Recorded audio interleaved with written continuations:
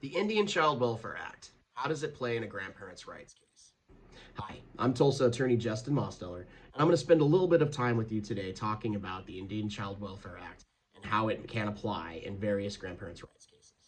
Now, the Indian Child Welfare Act was passed federally um, as a response to a situation in the 70s where Indian children were being removed from Indian families and placed with white families for no good reason.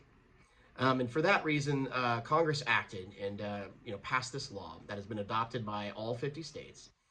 That basically says that there are special procedures that are in place for dealing with Indian families. Basically, Indian children need to be placed with in an Indian placement, Indian compliant placement.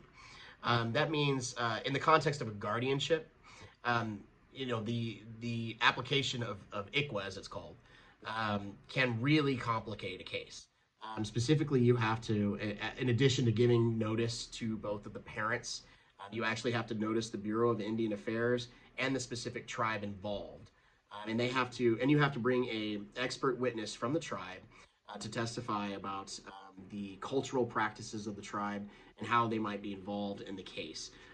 The idea being that if a parent is simply following a cultural tradition in the tribe, that cannot be grounds for removing the child from that parent and placing them outside of their immediate family.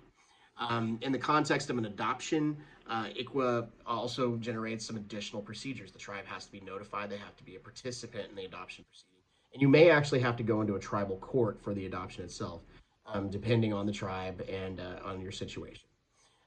In just a grandparent visitation case, ICWA is not really a factor because ICWA only applies when you're talking about like custody of the child and taking custody away from the parent, placing them with someone else. So in a grandparents' rights case, you're not actually going for custody; you're going for a visitation right. So for that reason, ICWA doesn't really apply in that case.